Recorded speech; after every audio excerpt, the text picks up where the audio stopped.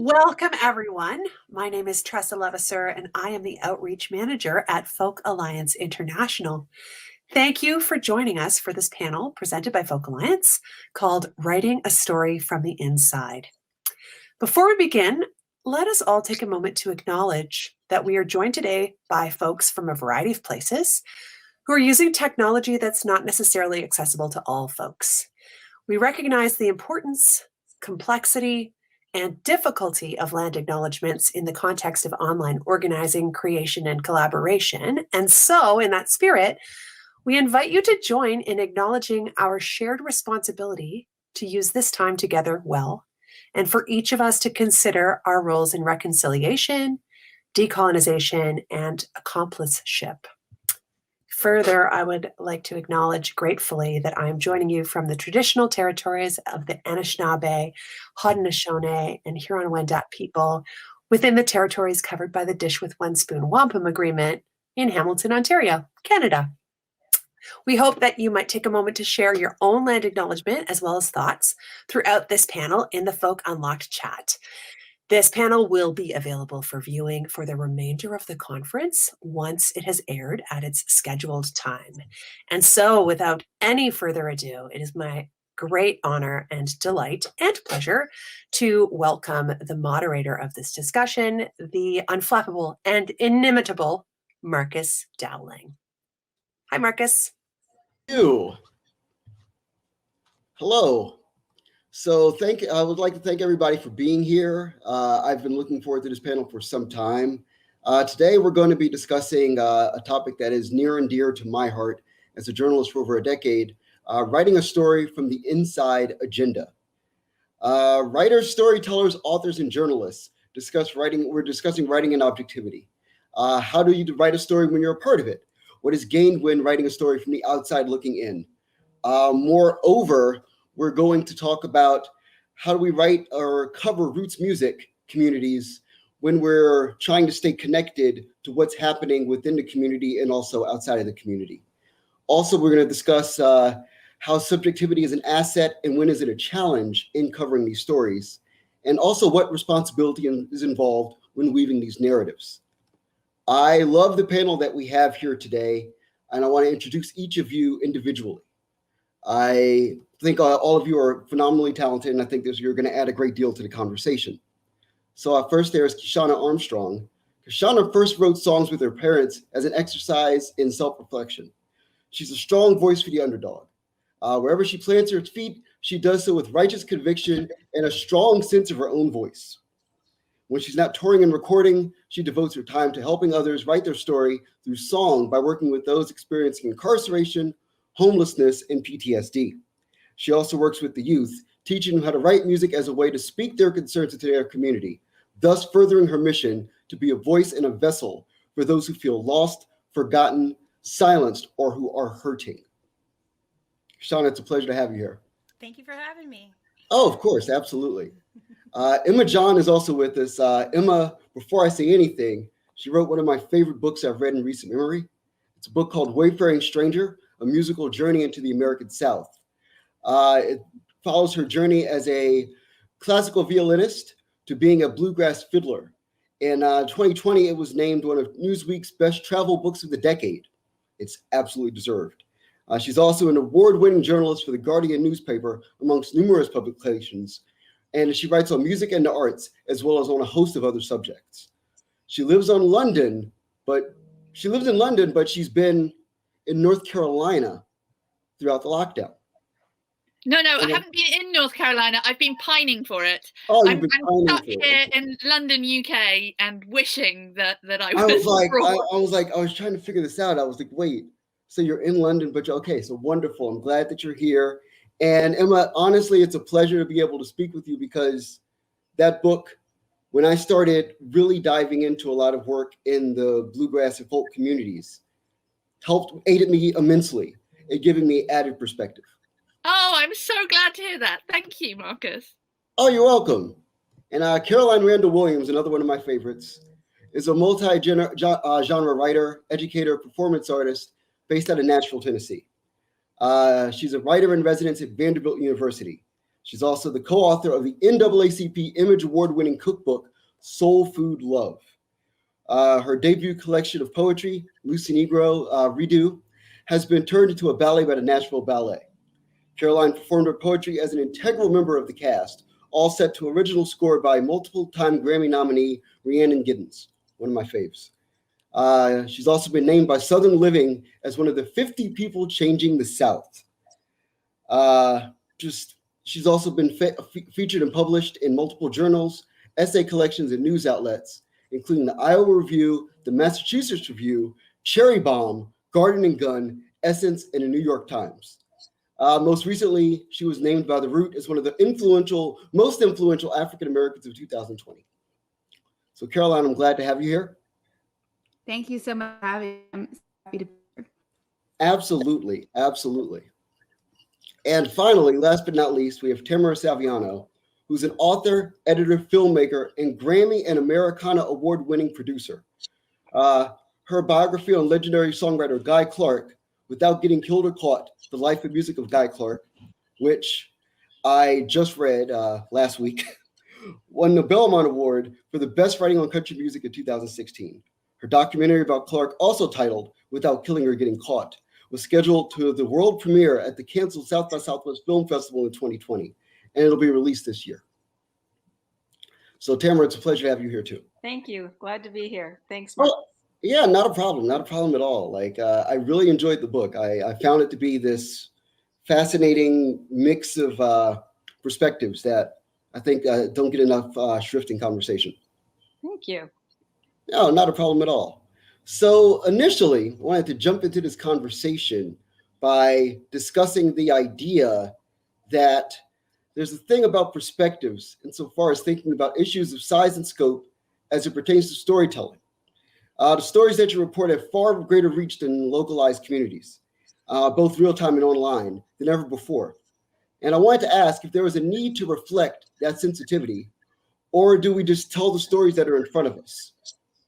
Instead of the depth and reach of scope and perspective, I wanted to ask about how deep is too deep in diving into these stories. So very briefly, I wanted to get everybody's perspective on this topic. Would anyone care to start?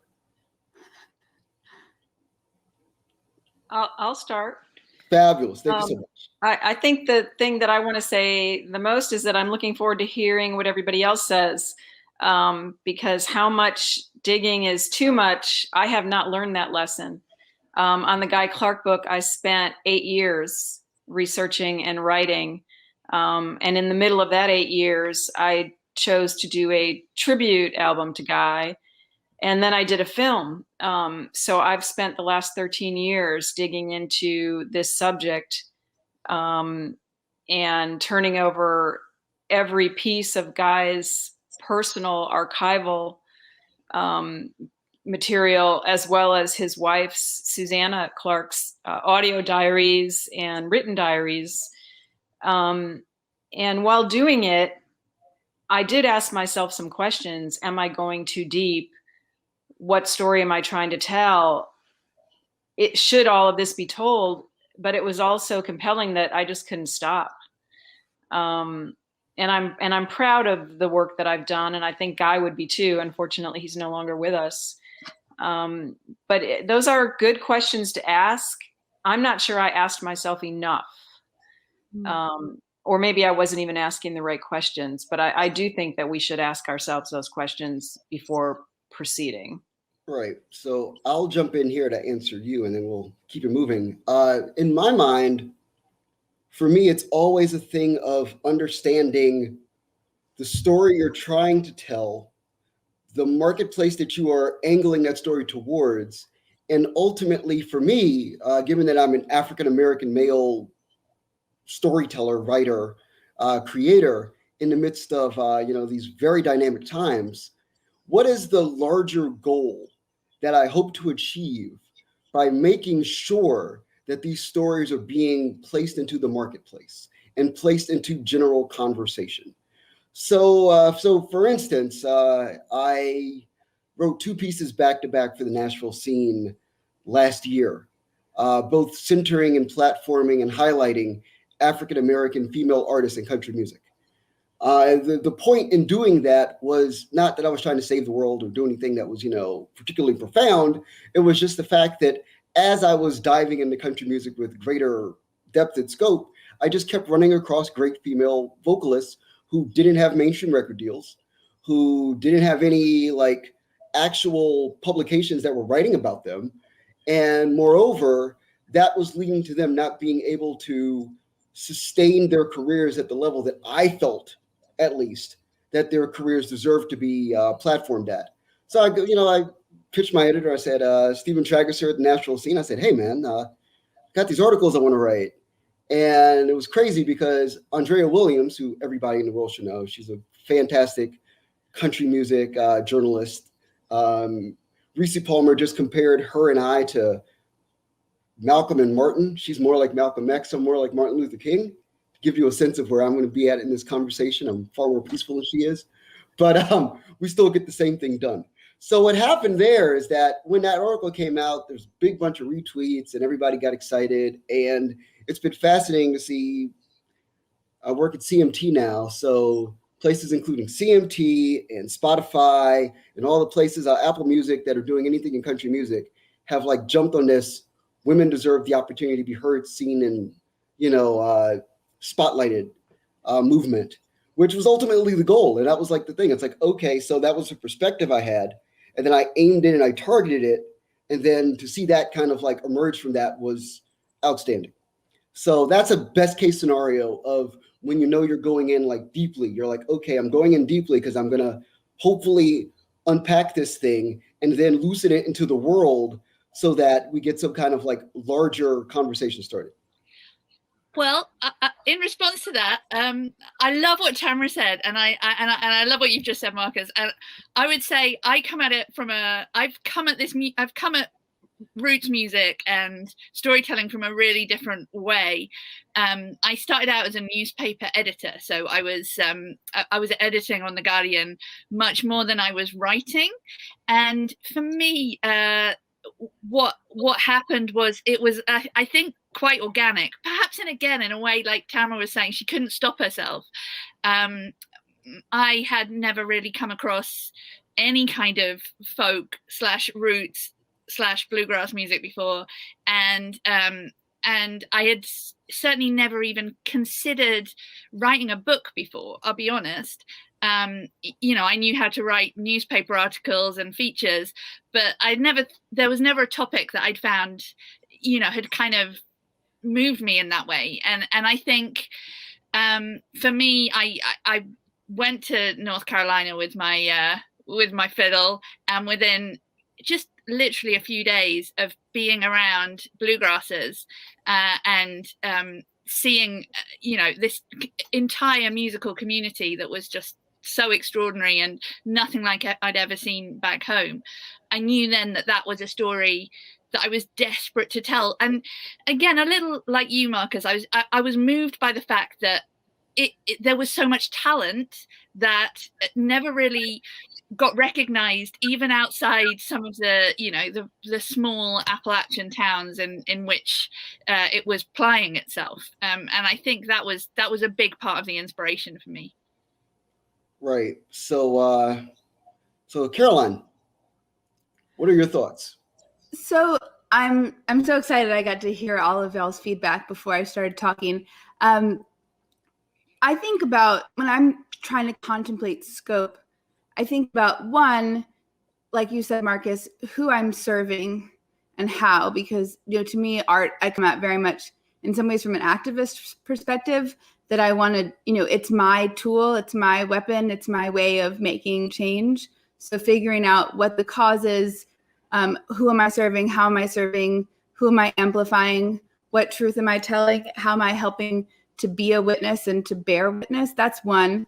And then two, I think, if you are an artist and you're making your living that way and making your mark in the world that way, at some point you really have to trust yourself. You have to trust your nose. And so in much the same way I'm cooking and I sort of figure out how much of which spice I'm adding or how much salt, how much pepper, the timing on certain things on the stove, it's instinct that comes from your aesthetic sensibilities and taste. And once you trust your art and you get a response that you know is worthwhile, you sort of start to trust your taste. And so following your own instinct about what's enough is very much one of those, I think about Verda May Grosvenor, who's one of my favorite cookbook authors, and she talks about vibration cooking. But I think, vibration storytelling, what the scope is as you feel it out by instinct, as you get to know your own voice, I think. And then, and I think that the subject often will dictate the scope, because if you're obsessed with it and love it, you'll know when you feel like you've served it. So those are the things.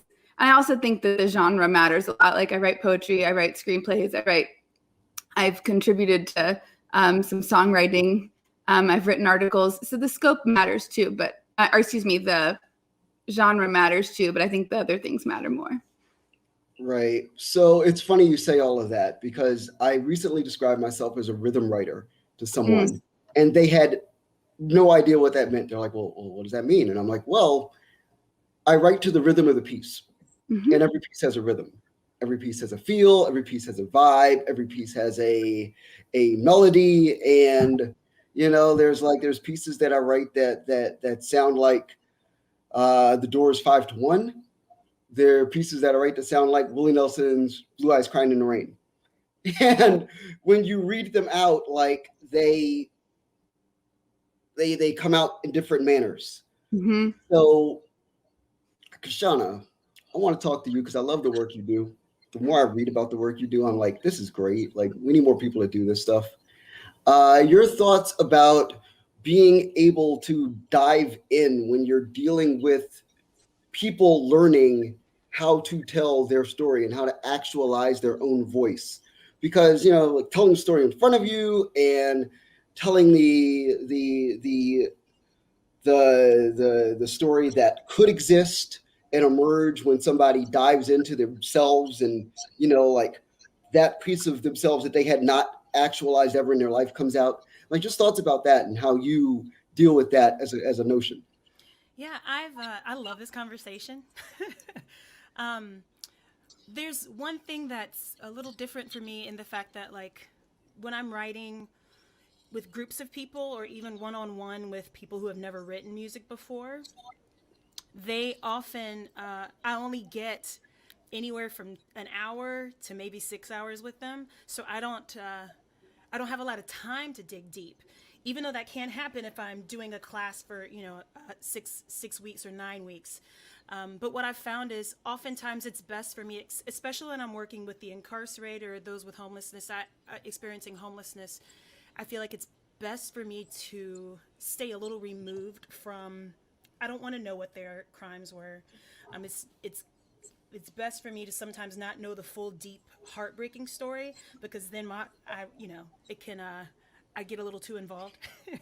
But what I've found when writing with groups, especially women behind bars, is that we do a lot of processing on the front side to find what the common thread is that we all have together. And I will include myself in that conversation. But the moment we start writing songs and their stories is when I take myself out of it. And we kind of have to zoom out in order to write something that can connect with not only them and the different perspectives they've had before and while they've been incarcerated, but also when I take their songs from behind those bars into the community, to also continue that thread from those that are incarcerated to those that are out here walking freely. And I find that, going deep is necessary, but also once we've gone deep, to zoom out to see, okay, then what is it that we all have in common? What is the story? What is the subject? What is the chorus of this song? Does that make sense? Oh, that makes all the sense in the world. I like the fact that we're keeping this so rhythmic. So and that's going to be something I think that we're going to dive into in the next topic, where I'm going to break you guys into two separate conversations. And we're going to be talking about subjectivity and objectivity. So first, I want to get with you, Emma and Tamara, and I want to break out this into a discussion of navigating the space between making a story too much entirely about yourself. And when you did Wayfaring Stranger, which is a personal narrative. And then Tamara, for you as a producer, being objective with artists and sounds that have like a notorious and profound impact on people, and how to like, you know, objectively look at that and say, okay, like I need to back up from something that has a far greater or much different impact on the world than I do as a person. So I wanted you two to kind of like talk in conversation with each other in regards to that. I mean, absolutely. This sort of makes me laugh because my instinct, because I come from a journalistic background, has always been not to make my writing about myself at all. That is lesson number one of being a newspaper journalist. You never say I, and you never make it about yourself. So for me, it makes me laugh that I've ended up writing 3 very, very personal books that have got more personal as they've gone along. The reason I wrote about myself in Wayfaring Stranger was simply because I wanted to take the reader on the journey that I had been through, which is the one that I knew that most British people would be going through anyway if they were coming to bluegrass from the first time. I'm not talking to an audience who really know this music. I'm not in a country that really knows this music. So I was an outsider. And I was an outsider who was keen to learn. I was an outsider whose my whole mission of going to North Carolina for what ended up being over a year was really to kind of grapple with this music. And it was quite a selfish ambition to become a bluegrass fiddler from being a classical violinist. It was the moment that I landed and discovered, wait, you know, actually learning this music is about immersing yourself in community and immersing yourself in the culture around you. That I realized that I had to sort of stop making it about myself. If I wanted to learn this music, it had to not be about me. It very much had to be about what I experienced and what I saw and heard. Right. So Tamara, your thoughts in relation to that? Well, as a writer and even as a producer, I think of myself as a biographer. So while I have written memoir, I think in the type of stories we're talking about now, I am trying to write as honestly as I can about my subject or produce, you know, I do songwriter tributes. So like with Guy, you know, make the people that are on the album have real connections to him. And so I really just look at it as biography, and all of my questions and focus goes back to that. Am I telling this person's story either through words or through the production? And I have no place in that biography, although when I was writing the Guy biography, I got to the point in the story where I meet Guy, and we were very good friends. So my book is unusual in that the first 2/3 of the book are straight journalism biography, and the last part of the book, maybe not a third, maybe a quarter of it, is memoir, because it is how my relationship with Guy, how the story continued with our relationship. So, you know, yeah, objectivity and putting yourself in the story, it's a tough question, but I don't think there's any really, you know, right or wrong answer. I think it just depends on the project and what comes up. With me putting myself in the story towards the end of the Guy book, you know, I had a long discussion with my publisher about it before I did it. To talk through whatever issues might come up, both in my personal feelings about it and how the publisher felt about it and how readers might feel about it. And in the end, I'm happy with it. That's interesting, because I really found that, yeah, the thing for me was learning understanding that my responses to something are valid, especially, as I say, you know, as an outsider on a particular path, sort of realizing that it's okay to write about my responses, but those responses really had to be backed up by astute observation and a heck of a lot of research, that I really had to understand the situations that I was in, the background of the people that I was meeting, the political, social, cultural milieu that I was in. It was really important that come the point that the book was published and the book was finished, that I could know that even if I was writing as a naif at the beginning of the book, which I certainly was, because I had never been to North Carolina or really any part of the American South before, it was okay to have that wide-eyed ingenue, so long as I was respecting everything I'd learned since, I think. Is that fair, Tamara? I think so. I think you explained it beautifully, Emma. Yeah. And I can't wait to read your book. Amazing. So I wanted to turn now to Carolina Kashana, and I wanted you two to have a conversation in regards to being able to objectively cultivate subjective storytelling voices as educators and speakers.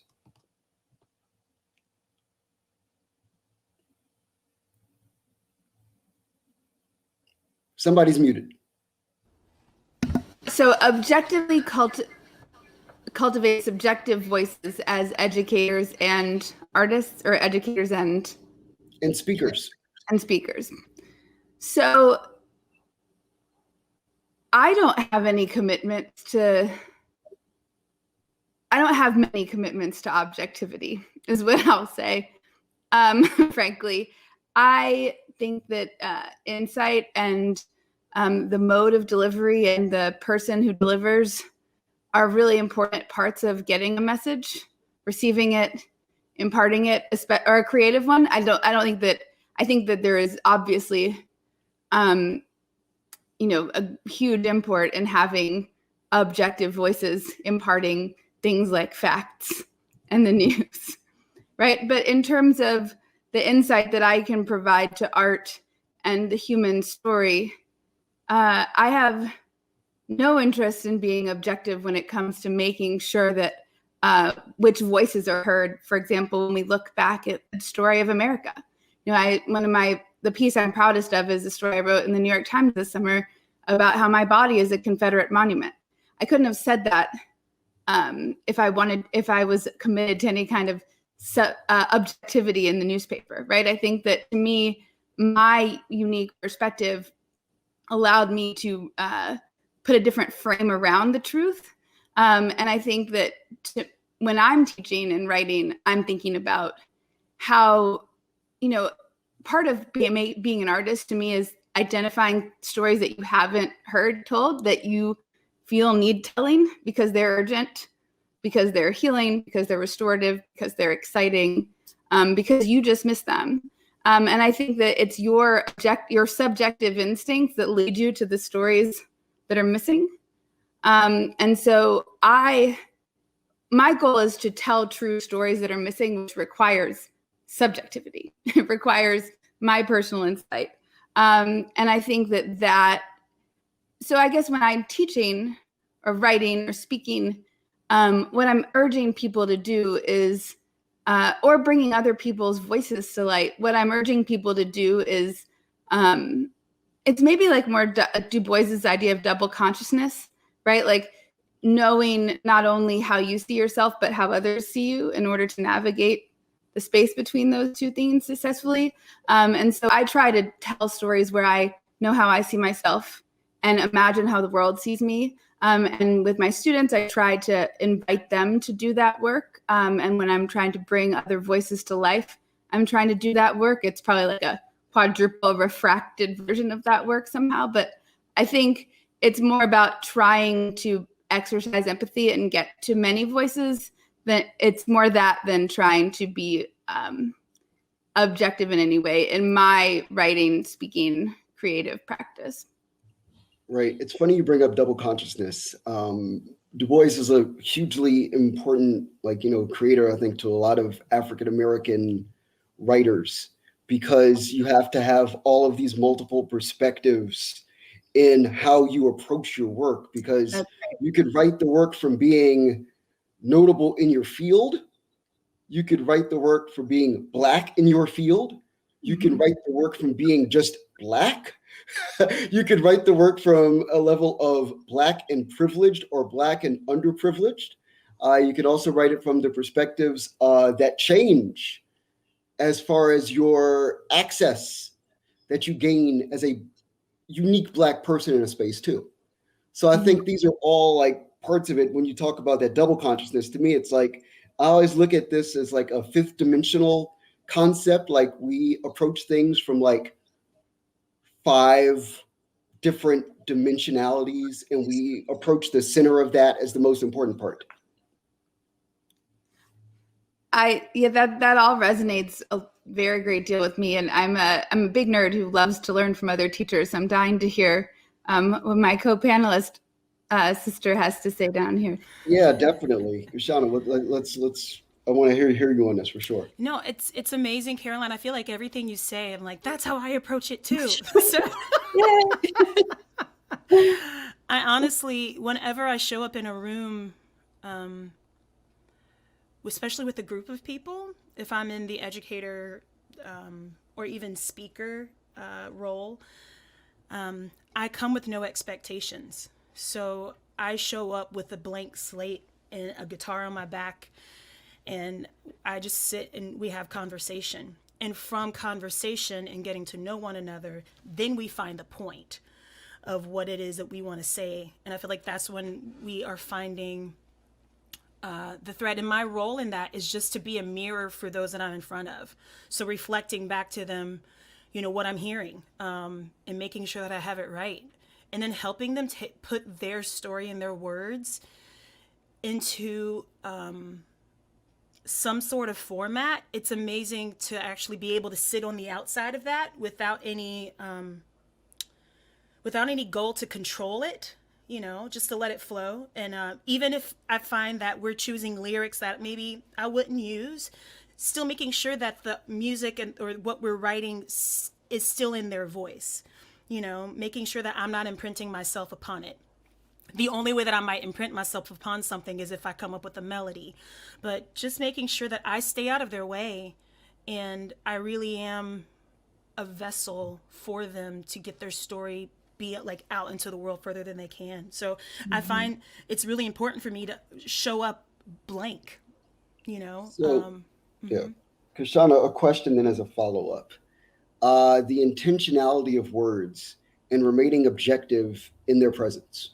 I wanted to ask you about that, because I think that there's something to remaining objective when you hear someone use a turn of phrase that to them carries a certain weight that may weigh differently to you or may even be foreign to you.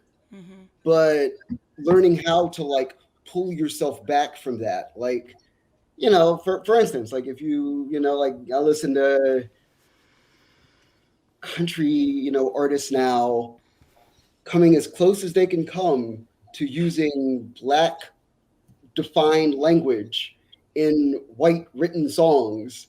And every time I hear it, I want to cringe. But at the same time, I also have to remain patient, because I need to hear what they're doing with the language and how they're using it to achieve expression.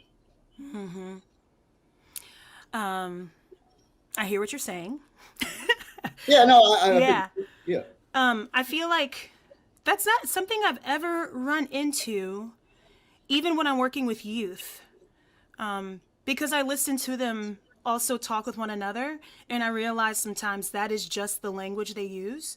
If it feels natural coming from them, then I don't really. The only thing that I really push my my groups into is whether or not what point of voice we're coming from. What's the point of view we're coming from? Is this a we, a you? Who is this directed to? So what is the, who is this song for and why? That's usually the only way that I try to push them when they're writing. But as far as turns of phrase, we may have a discussion about it. And I can think of a few times when that has come up, because I'm writing with groups of people who are, come from so many different, especially musical backgrounds of hip hop and country. And so this song, what we're writing, represents the entire group. So therefore, I feel like I must allow everyone's turns of phrase to exist in this piece that we're making together. If we really are going to be writing together something that represents everyone, then everyone's voice, even the lingo that they use, the language they use, needs to be, written. And I've never come across it where it's been problematic yet. So You are, that is wonderful. Yes, Caroline.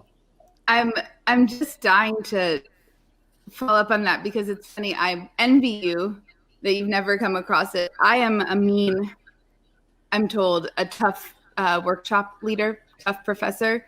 I come across phrases I don't like all the time. And when I do, I think, if you're an artist that's trying to make art for other people and not just for your private consumption, you do have an obligation to know your audience, right? So I think I always point it out. I say, you can use this, but I'm experiencing it this way. And if you wanted me to get something else out of this, you have to find a way to say it differently. If you don't mind that I experienced it that way, that's totally fine. But I don't pull my punches of letting them know that it's not landing. Like if the thing you've written is trying to do this work, it's not doing this work for this person. And so either you change your desire of your audience, or you change your desired audience, or you change the words, right? And I usually tell people to fight past ready-made phrases, because I think that you can always do better, even if you want to be plain spoken. And from Shakespeare to Lil Wayne, that holds true. And to Guy Clark, right? Who's my probably favorite songwriter, single favorite songwriter, period, by the way. So yeah, I think that I definitely call them out, and I'm happy to let them keep it, but I make sure that they're making a decision that they're keeping something that I thought wasn't serving their work as much as it could. I love that. So I wanted to move on to our next topic, which is doing justice to the subject. Ideally, in this conversation, I want to focus on the importance, impact, and absolute need to platform honesty as essential in the work required to develop honest storytelling. And also, insofar as perspective, I wonder, do you guys conscientiously consider your own perspectives prior to working on a project? And if so, how do you maximize your perspective's potential to encapsulate the nature of your storytelling? Yeah, I mean, I'm happy to start off on this, because honesty is something I have had to think about a lot. Again, because I came from a journalistic background where, you start with the facts. There's no point telling the story unless it's true. Well, that used to be the case before fake news, okay? But, that's honest. To be frank, that's where the question came from. I'm fascinated by the idea that we literally called the news fraudulent for 4 years. Yeah. Like the news, the news of record, like the New York Times, the Washington Post, the Guardian, these are bastions of news of record. Like, this is where the facts emanate from. And if we tell people that the facts are wrong and dishonest, then we're unmooring reality from fantasy. Well, I think part of the issue here is that we have become, I think storytelling became a big buzzword before the most recent administration, and even before Boris Johnson in right, I was going to say, on both sides of the pond. Even before Boris Johnson started putting very untrue facts on the side of buses in order to make people vote for Brexit. But storytelling was something that had become very much part of our consciousness. I think, I am not an expert on this, but I feel like it was to do with people crafting their own stories on social media was a big part of it. Everybody was a publisher suddenly. Everybody had an ability to tell their story. And from Instagram to TikTok. We are all telling the story of our life now. And being a storyteller is a big thing. So I think that's where the kind of erosion of truth has come from, because it feels like people don't have a responsibility to truth. It's all about my truth. It's all about my story. So, but these are the very things that the artist struggles with. You know, the artist is not interested in creating something dishonest, because if it's dishonest, it won't connect, it won't resonate, it won't mean anything.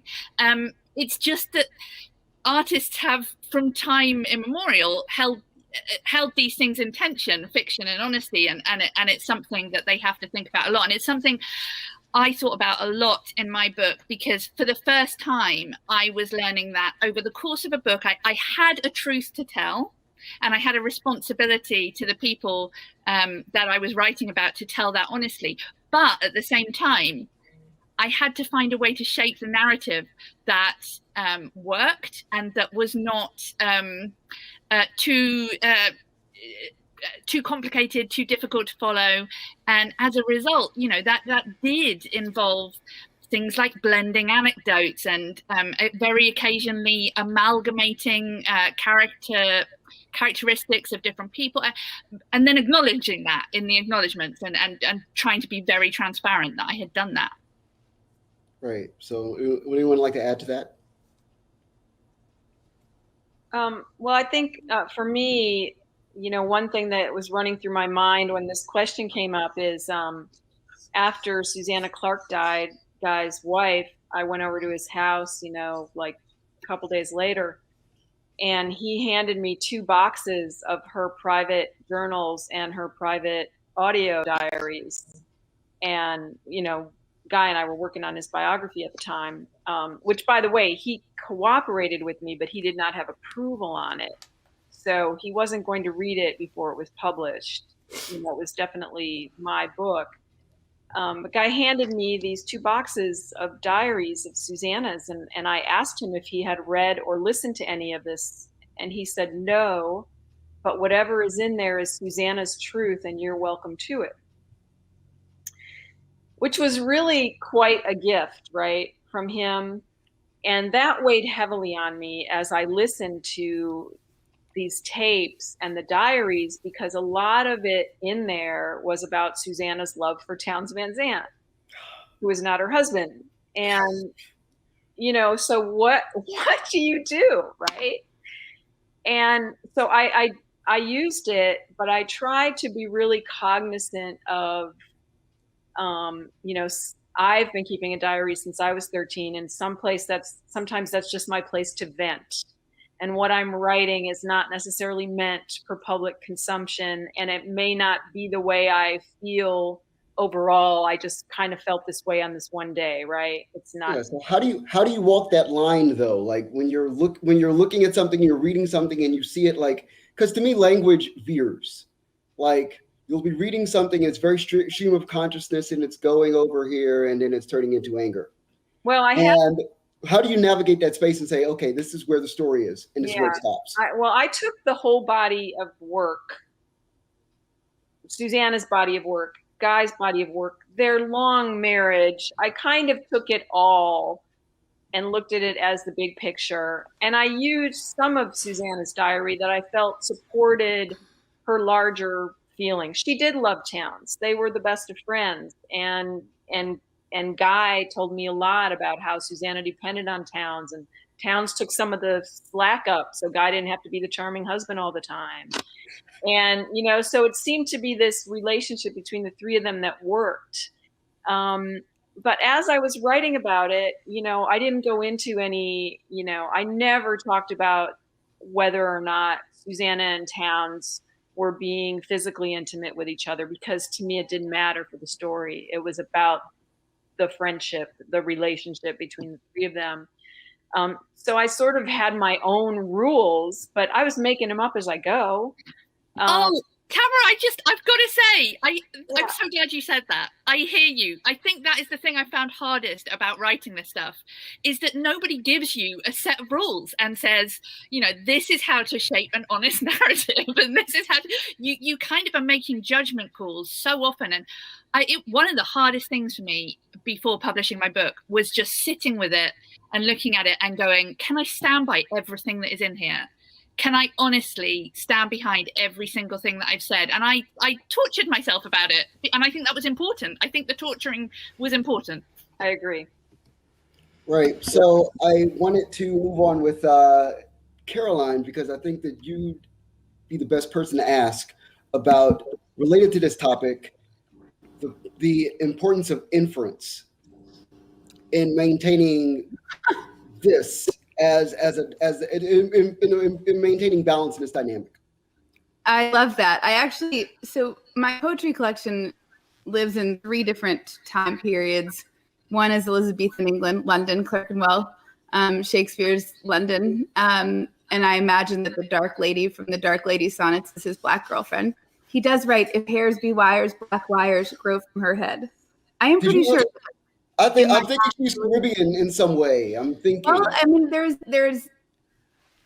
enough mystery around the research that you can guess it. And I wrote in my book, I said, I will dig and root about and trawl and query and wildly surmise until there is a place for you, Lucy. Because there was this Black woman brothel owner named Black Lucy Negro, who's my book's named after. And I thought, this space, this historical gap allows me to wildly surmise, as long as I acknowledge that it's a wild surmise. And what it does is it invites other people to wonder and use their imagination into those historical spaces. And I found that to be so liberating. And I think it also, tying back to this amazing conversation that my 2 co-panelists were just wading into, I think that truth telling, so much of it is to do with the intention behind the truth, right? Like if somebody says, if you're having a fight with someone you love and you just say, I'm sorry. And they're like, I don't believe you. And you're like, maybe I'm not sorry, but I am, because what I am is wanting to reconnect, right? So there's something about telling the thing that gets to the point, telling the thing that gets to the goal, the more fundamental truth, like the spirit of the law rather than the letter of it. And I also think that, we've been presented with this world of alternative facts, which is so irresponsible and problematic and terrifying. But I do think that it is possible for 2 things to be true at once, 2 contradictory things to be true at once, and holding space for that and being able to stand the tension of that, which is actually an act of will and self-discipline, right? I think that there is science, but I also believe there's God, right? I think that there are 2 things that are true at once. I live with dual truths. So I think that to me is what I like to think about, is holding 2 truths at once and leaving space for the imagination where you can find it, and that enriches your experience of the truth and of the past. Right. So Kashana, to piggyback off of that, in relation to this, I first want to ask, how many people have you worked with in the span of your career, do you feel, overall? Ooh. Between 600 and 1,000 people, writing and teaching. Yeah. So when you reach person 1,002 and their story sounds similar to person 798, do you pull back on person 798 to make person 1,002 a better songwriter, or what do you do in that scenario? Yeah, I'm always, yes, sometimes I will share work from person 792, or I will try to connect people so they know that they're not alone in the story they're trying to tell. And they can also see how this other person got to where they've stepped out of whatever trouble they've been in. Hopefully that makes sense. And I know something that I've been really thinking on throughout this is how, even though I walk into a room when I'm working with people and I'm removing myself from the situation. The moment the song is written and it is my duty to take that song out into the world, I insert myself in it. So then I am telling what my experience was when I was in this space with them, the stories that I heard from them.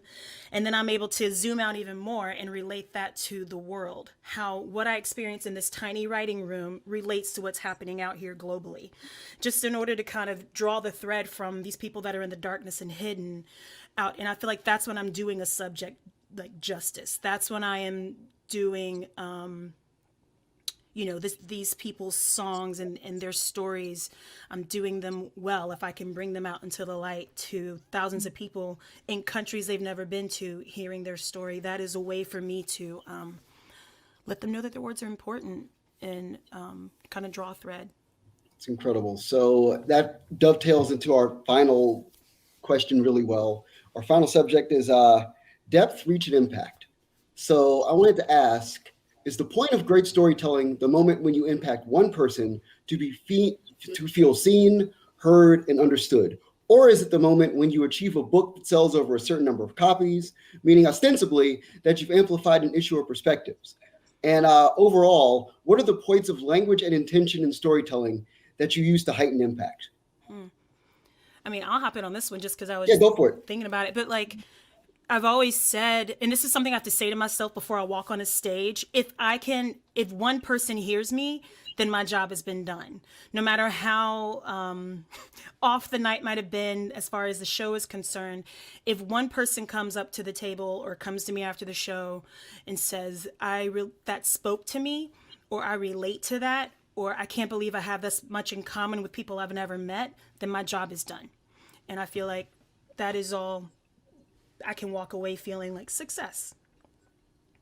Right. So would anyone like to jump on top of that one? I will leap in, and then I can't wait to hear what everyone else has to say. But I think for me, it depends on, again, it depends on the genre.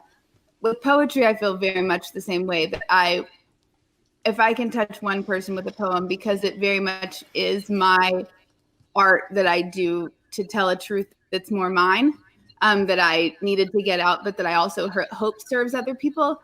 And then I think when I'm writing an article, if it doesn't land or it's not shared, if I didn't do some work that's telling a bigger picture truth where I'm trying to like rattle some minds, I do feel like I get disappointed by that when the reach isn't larger, because the whole point of that kind of exercise is more that like tool, that weapon, that change making. And so you didn't do it just to show off that you can write. You did it to push things and shift them.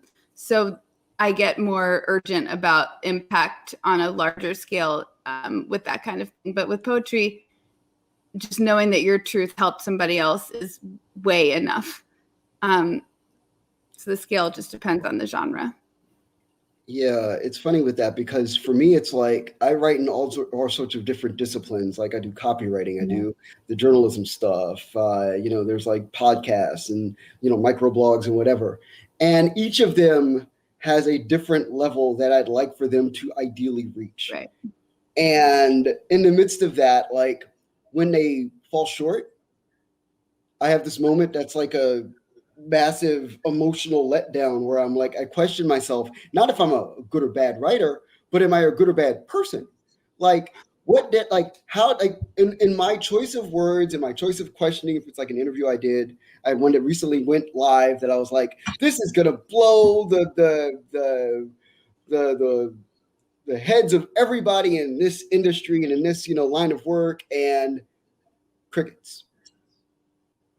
And I'm like, did I not ask the right questions? Did I say something wrong? Did I what can I change to do this better next time? And then sometimes you have to stop and go, wait, like this person's truth is out there, and I have to look at it from like a micro impact perspective and say, okay, so the person that really got this, what is going to immediately change about their life from the thing that they read? And then you get into this whole existential conversation about the power of good journalism, the power of good creativity, and you're like, well, gosh, okay, maybe I was too hard on myself. So would anyone like to hop in? Emma, what about yourself?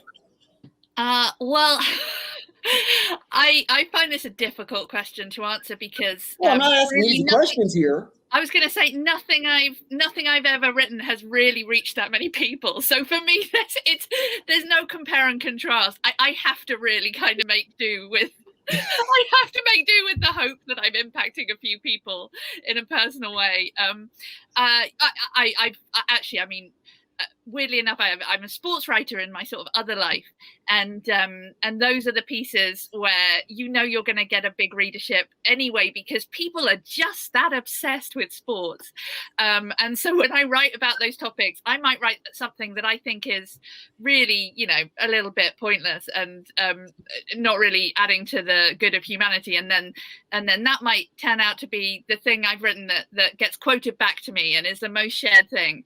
And I think as a result, I've really learned to not pay too much attention to that.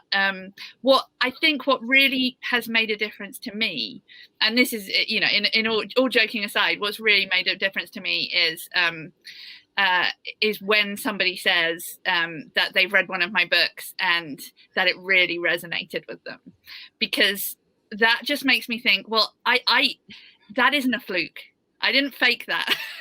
I wrote something and somebody else who thought they were all on their own and thought that nobody in Britain had liked, nobody but in Britain but them liked bluegrass, or nobody in bluegrass but them had thought about these kind of difficult issues, or whatever it is. They've read something I've written and then they've come back to me and said, thank you for writing that. That to me, that's the best thing that I can get out of writing. And I mean, to be even more specific, my favorite response ever to writing about music has been when people who've read my sports stuff have then gone and read Wayfaring Stranger, having had no interest in bluegrass, and have come back to me and said they are listening to this music, they have got into this music. And that is, I couldn't be prouder of anything that I've achieved than to think that I've introduced some fan who just loves cricket and now is listening to Earl Scruggs or something. I love it. So Tamara, you've written books, you've recorded albums, of all the creators on this call, you've done stuff that I'm just like, okay, how do these things even correlate on any level? Yeah. So thinking about impact, you must have a million different metrics that operate in your head to feel whole about the work that you do. Well, I wish that was the case, but actually, I always do the work for myself because it's fulfilling to do the work. And I never give the audience really any consideration. I want to get it right for me. And then when it's time to put it out into the world, I'm just happy if one other person likes it. I'm just like, okay, great. I'm not completely alone. There's at least one other person in the world that cares. But I never really think about reach or impact. I just don't. I don't know why, if that's a character flaw or what, but I really do the work because I enjoy doing it, and it is fulfilling a need in me. And then if someone else likes it, that's icing on the cake. I love it. So Kashan, I wanted to end with you because you do this work that keeps on giving, because you give people like hope and dreams and aspirations and desire to like lead better lives and all these other like amazing high-minded notions. So when it comes into what you do, when you think about impact, how do you like measure that or think about it? Yeah, I it's hard in the music world because you're told that you have to care what the charts think or how many streams you get. And so I've had to kind of rebel in my own way. The same as everyone else here is saying, it's when you go out into the community, and even if one person is, saying that they connect, then that's it. I think that's the thing about art. We've been tricked, especially I feel like in the music world, to think that we have to get other people to like it. We have to get other people to join in. But in truth, if it's for us and to tell a bigger story, then it'll be found when it's found. That's the way I look at art. Like, it'll be discovered by who needs to hear it when it's time. And that might be 10 years from now. That might be 30 years after I'm gone. But I think our goal in life is to create and to reflect what we see around us and to reflect where the world is. And that is all I'm here to do, is be a reflection. And it'll catch who it catches whenever, as long as one person is on board, I'm down. I love that. So this draws our conversation to a close. For Tamara and Caroline and Emma and Kashana, God, I got all the names right. This is amazing. It rarely ever happens. It's been a pleasure to speak with all of you. And looking forward to this, I actually did a lot of work to like make sure that I was like able to encapsulate what everybody does here, because I look at the work that you do. Because so I'm like brand new here in the theory, in the folk Americana country realm. I'm less than a year into this, but I've listened to this music my whole life. So I look to the work that all of you do to like inspire what I'm doing. And then it elevates the work that I'm trying to do next, because it's like, okay, if I understand them, then, and I take what I've done previously, then maybe whatever comes out moving forward will be better. So that's where I come from. So this conversation for me was amazing, because it's like, I got to sit around with like amazing people and expand my knowledge base. And I hope for everybody at Folk Unlocked, they had the same experience that I did. So I want to thank everybody at folk.org, Folk Alliance, for making this happen and for pulling us all together. And I hope that we continue these conversations in the world when it opens again, moving forward. Well, I'm going to jump in here. Marcus, you just did all the thank yous from my thank you script. So the only person left to thank here, and a great big one, is to you, Marcus, for your work and moderation in this absolutely inspiring conversation. Wowsy osies. It's going to be available on the platform all week. Tell all your friends, tell everyone who's here with you to come by and read the great comments you've left in the chat and leave their own. We thank you all for listening. Finally, Folk Unlocked is made available at a pay what you will price point. Thank you to the generosity of our donors. So if you'd like to support our work, donations can be made at folk.org/donate. Stay safe, stay connected, and stay inspired after this conversation, community. See you all soon. Bye-bye.